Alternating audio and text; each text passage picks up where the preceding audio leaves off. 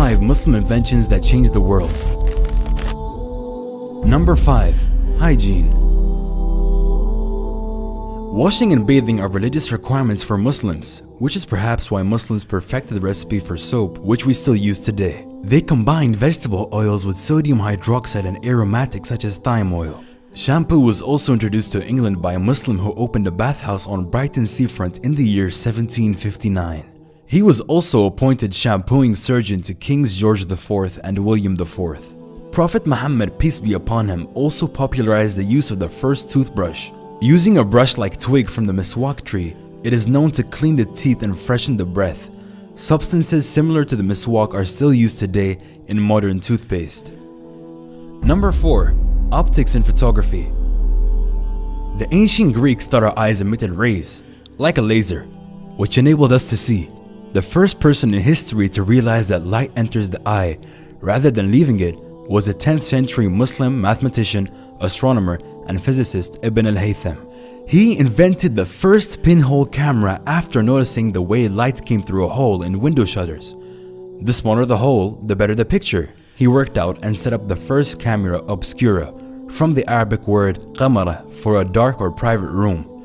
The Muslim scholar Abu al-Hasan, known as al-Hazin from Basra, was also the first person to describe how the eye works in detail. He carried out experiments with reflective materials and proved that the eye does not sense the environment with sight rays, as scientists had believed up until then. He also discovered that curved glass surfaces can be used for magnification. His glass reading stones were the first magnifying glasses ever made. It was from these that the glasses were later developed. Number 3. Hospitals and free healthcare.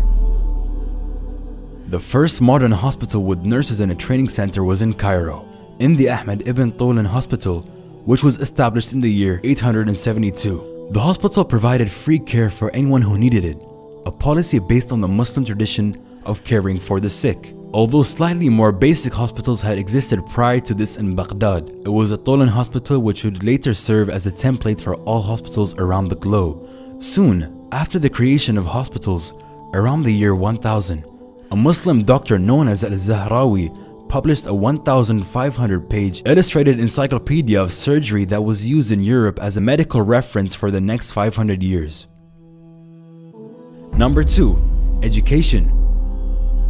In the year 859, a young princess named Fatma al-Firhi founded the first degree-granting university in Fez, Morocco. Her sister Maryam founded an adjacent mosque, and together the complex became the Al-Qarawiyyin Mosque and University. Still operating almost 1,200 years later, the center is a reminder to people that learning is at the core of the Islamic tradition. Number 1. Algebra.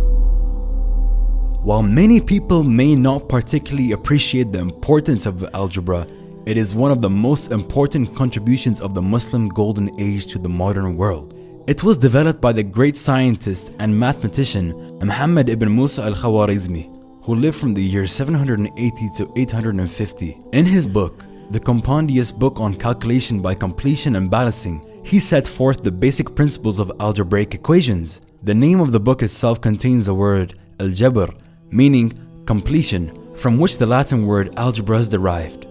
In the book, al-Khwarizmi explains how to use algebraic equations with unknown variables to solve real-world problems such as zakat calculation and inheritance division. A unique aspect of his reasoning for developing algebra is the desire to make calculations mandated by Islamic law easier to complete in a world without calculators and computers.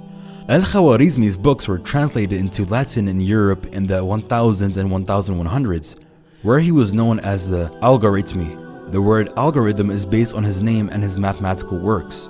Without his work in developing algebra, modern practical applications of math, such as engineering, would not be possible. His works were used as math textbooks in European universities for hundreds of years after his death. Thank you for watching our top 5 video.